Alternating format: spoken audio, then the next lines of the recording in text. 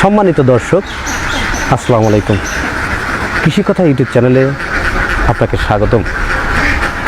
আজ আমি আসছি টাঙ্গাইল সদর বাসা খানপুর জামাইপাড়া রেজাউলের ভাইয়ের হাঁসের খামার অ্যান্ড হ্যাচারিতে।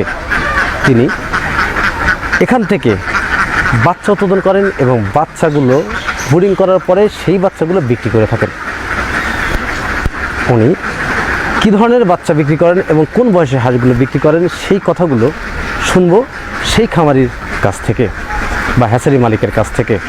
তিনি তার কাছ থেকে বাচ্চা নেওয়ার পরে খামারিরা কতটুকু স্বাবলম্বী হতে পারবেন এবং খামারিদের কী ধরনের পরামর্শ তিনি দিয়ে থাকেন সে কথাগুলো জানবো এবং আপনাদের মাঝে জানানোর চেষ্টা করব। চলুন আর কথা না বাড়িয়ে শুরু করা যাক আজকের প্রতিবেদন।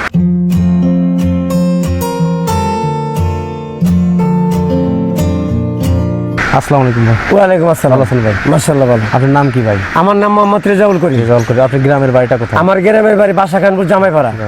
এই যে হাঁস পালন করা বা হ্যাচারির সাথে আপনি কতদিন সম্পৃক্ত আছেন? আমি এখানে 2 বছরের উপরে সম্পৃক্ত আছি। 2 বছরের উপরে আছি। আচ্ছা, এই পেশার আগে আপনি কি পেশার সাথে জড়িত ছিলেন? এই পেশার আগে আমি আমার হোটেল আছে, ভাতের হোটেল, আমি ওই পেশার সাথে জড়িত ছিলেন। জি, মানে ওইটার পাশাপাশি আমি এই ফার্ম এন্ড হ্যাচারি করছি। ফার্মের হ্যাচারি করছেন? জি। আচ্ছা, আপনি হ্যাচারি আগে করছেন না ফার্মটা আগে করছেন? আমি ফার্মটা আগে করছি, হ্যাচারিটা পরে করছি। আচ্ছা, আপনি তো হুট করে হ্যাচারিটা করতে পারেন, আপনি ফার্ম কেন করার পরে হ্যাচারি করছেন? হ্যাঁ, এই সুন্দর কথাই বলছেন। আমি ফার্মটা আগে করছি, আমি বাচ্চা আনছি, বাচ্চার থেকে বড় হাঁস তৈরি করছি। বড় হাঁস তৈরি পর ডিমটা যখন আপনার আইসা পড়ছে তখন এই ডিমটা মনে করেন বিক্রি করা খুব ঝামেলা। পরে এইটা একটা পদক্ষেপ নিয়েছে যে ঠিক আছে, ডিমটা না বিক্রি করে ডিমটা কিভাবে কি করা যায়। পরে আমি হ্যাচারি করলাম, আমার এই ডিম থেকে এখন আমি বাচ্চা উৎপাদন করতে পারি।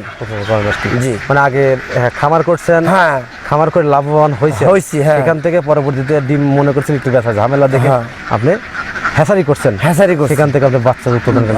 আপনার এইখান থেকে হ্যাচারি থেকে বাচ্চা উৎপাদন বা এই হাঁস থেকে আপনি পরবর্তীতে আপনি কি ধরনের কোন বয়সের হাঁসগুলো বিক্রি করে থাকেন আপনি? হ্যাঁ, আমি এখন এই জায়গা থেকে আমি সব ধরনের হাঁস, যেমন অনেক লোক আছে বুড়ার বুঝে না, বুড়ার করে দেয় 7 দিন বা 10 দিন বুড়ার করে দেই আপনি। তারপরে 2 মাসের হাঁস, 1 মাসের হাঁস বা ডিম পড়া হাঁস, এগুলো সব সাইজের হাঁসই আমি এখন বিক্রি করে থাকি। সব সাইজের হাঁস আমার কাছে আছে, মানে যে যে তার চায় আর কি। হ্যাঁ, সেইটাই যে যে টাইপের হাঁস চাই আমি ওই টাইপের হাঁসি এখন সেল করে থাকি। আচ্ছা, আপনাকে তো এই সেল করার পূর্বে যারা বাচ্চা অর্ডার করবে বা বাচ্চা অর্ডার করে কেউ ব্রিডিং করতে পারছে না বা আপনাকে বলছে ভাই ব্রিডিং করে দেন, হ্যাঁ, সেক্ষেত্রে আপনাকে কি পরিমাণ খরচ নেন তাদের কাছ থেকে আপনি? হ্যাঁ, ওইটা মনে করেন যে ব্রিডিংটা যদি করে দেই অবশ্যই তো একটা খরচ আছে। অবশ্যই খরচ আছে। আপনার ওষুধের দরকার আছে, আপনার স্যালাইন লাগে, খাবারের দরকার আছে। এখানে পার পিস আপনি পার পিস 4-5 টাকা যায় আর খরচ বুঝে আর কি। বুঝতে পারছি। যেমন হয়দারটা যদি খরচ থাকে তাহলে একটু খরচ বেশি পড়বো, একটু আপনি হয়দারটা যদি একটু ঠান্ডা থাকে একটু খরচ কম পড়বো, ওই অনুপাতেই আপনি খরচটা বহন করি। একদিনের বাচ্চা তো বিক্রি করেন, তাছাড়া বড় হাঁসও তো বিক্রি করেন। হ্যাঁ, যেমন ধরেন 1 মাস, 1.5 মাস বা 2 মাস। 1 মাসের হাঁস আপনারা কয় টাকা করে দাম নেন পার পিস? আমরা 1 মাসের হাঁস ওটা আপনার মনে করেন 200 নিচে বা 200 এরকম। 200 নিচে 200। হ্যাঁ, মানে 1.5 মাস বা 2 মাসের হাঁস কত টাকা? 2 মাসের হাঁস 200। মানে 1 মাস 1.5 মাস বেশি ডিস্টেন্স হয় না। ডিস্টেন্স হয় না বেশি। হ্যাঁ, বা 4 মাসের হাঁস আপনার কত? 4 মাসের হাঁসটা নিছিল 250 টাকা পার পিস। অরিজিনাল খাকি ক্যাম্বেল যেটা, সব হাঁস এক সাইজের যাবে। মানুষ কেন খাকি ক্যাম্বেল বা জিনডিং হাঁস দিয়ে খামার করেন? হ্যাঁ, খুব সুন্দর একটা কথা বলছেন। খাকি ক্যাম্বেল আর জেনিং হাঁসটা হইলো আমাদের বাংলাদেশের জন্য খুব পারফেক্ট একটা ওয়েদারের সাথে ম্যাচ করা। এই ম্যাচ করার বিধয়ই দেখা যায় রোগ বালার সংখ্যাটাও কম আর ডিমের পরিমাণটা অত্যাধিক বেশি। দেখা যায় যে আপনার যদি 100 খামারি থাকে তার মধ্যে 75 বা 80% লোকেই এই খাকি ক্যাম্বেল আর জেন্ডিং দিয়ে ফার্ম করে, খামার করে আর কি। হ্যাঁ, খাকি ক্যাম্বেল হাঁসের ডিমের পরিমাণটা বেশি আর কি। হ্যাঁ, আচ্ছা, একটা খাকি ক্যাম্বেল হাঁস বছরে কি পরিমাণ ডিম দেয়? একটা খাকি ক্যাম্বেল হাঁস বছরে আপনার 300 প্লাস ডিম দিবে।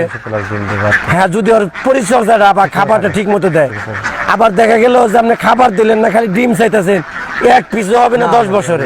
ঠিক আছে, এটা ঠিক আছে। 10 বছরে 1 পিস আসবে না, বরং মারা যাবে। পরিপূর্ণ খাবার দিতে হবে, খাবার ছাড়া সম্ভব না। আচ্ছা, আবদ্ধ অবস্থায় যদি ক্যাম্বেল হাঁস কোনো ব্যক্তি পালন করে সেক্ষেত্রে কি সে লাভবান হতে পারবে? হ্যাঁ, আবদ্ধ অবস্থায় পারলে তো অবশ্যই লাভবান হবে। আচ্ছা, আবদ্ধ অবস্থায় হাঁসের কি কি খাবার দিয়ে থাকেন বা আপনারা খামারিদের পরামর্শ দিয়ে থাকেন? হ্যাঁ, আমরা আবদ্ধ অবস্থায় যেমন একটু ফিট দেই, একটু গমের খুঁটটা অনেক দাম কম, এই 16-17 টাকা কেজি। বুঝতে পারছি। তারপরে মানে আমরা নষ্ট জাতীয় হ্যাঁ, মতো আর কি, মানুষ হ্যাঁ, যেটা খায় না। না খায় না, জি, জি। ওটা খুদ মানে বাড়ির কাপড়ে গরু ছাগল দিয়ে খাওয়ায়, কিন্তু এটার ভিতরে হেভি মানে একটা থাকে। প্রোটিন থাকে, থাকে আর কি। তারপরে এই যে আপনার চিরার খুদ, তারপরে গমের ভুসি, এটাকে খাবার বানালে দেখা যায় অল্প টাকার ভিতরে স্বাস্থ্যের মানে একটা ভালো খাবার হয়। ডিমের প্রোডাকশন ইনশাল্লাহ মাশাল্লাহ ভালো আসে। মানে আপনি বলতেছেন যে গমের খুদ, তারপর ধানের গুঁড়া, তারপর চাউলের খুদ, গুঁড়া, তারপরে আপনার গমের ভুসি ইত্যাদি সংস্করণের পাশাপাশি ফিড বা ঝিনুকের চূর্ণ ইত্যাদি মিক্স করে আপনারা খাবার ম্যানুয়ালি তৈরি করে থাকেন প্রাকৃতিক খাবারের মতোই, এবং ওর ভিতরে ভিটামিনও দিয়ে থাকেন আর কি। সব মিলে দেওয়ার পরে সেটা প্রাকৃতিক খাবার খাওয়ান যাতে হাঁসের পরিপূর্ণ ডিম থাকে। সেক্ষেত্রে আবদ্ধ অবস্থায় পালন করলে হাঁস লাভবান হওয়া সম্ভব। আপনি এটাই বলতে চাচ্ছেন। আচ্ছা, আবদ্ধ অবস্থায় পালন করলে 1 কেজি খাবার করতে কি পরিমাণ টাকা ব্যয় হয়? 1 কেজি খাবার করলে এই আপনার আমার সিস্টেমে দেখা যাবে যে আপনার 20 থেকে 22 টাকা 22 টাকা খরচের মধ্যে ইনশাল্লাহ হয়ে যাবে। প্রিয় দর্শক, রেজাউল ভাইয়ের কথা শুনে বুঝতে পারলাম যে উনি যে আবদ্ধ অবস্থায় হাঁস পালন করলে মানুষ লাভবান হতে পারবে কিভাবে, সেটা ম্যানুয়ালি খাবার তৈরি করতে হবে, যেমন উনি এখন করতেছেন। কারণ তার এখানে পানির পরিমাণটা বেশি, হাঁসগুলো এখানে রাখা হয়েছে, বিলে ছাড়া যাচ্ছে না, এখানে আবদ্ধ অবস্থায় খাওয়াচ্ছে। এই জন্যে আবদ্ধ অবস্থায় যে খাবারগুলোর দরকার সেই খাবারগুলোর নামগুলো অবশ্যই শুনলেন। এইগুলো সংস্পৃষ্টনে যদি আপনি খাবার তৈরি করেন সেক্ষেত্রে আপনি হাঁস পালন করে লাভবান হতে পারবেন। পাশাপাশি একটা কথা না বললেই নয়, হাঁস পালন করতে গেলে টেকনিক তো প্রয়োগ করতেই হবে, এটা না করলে আপনি লাভবান হতে পারবেন না।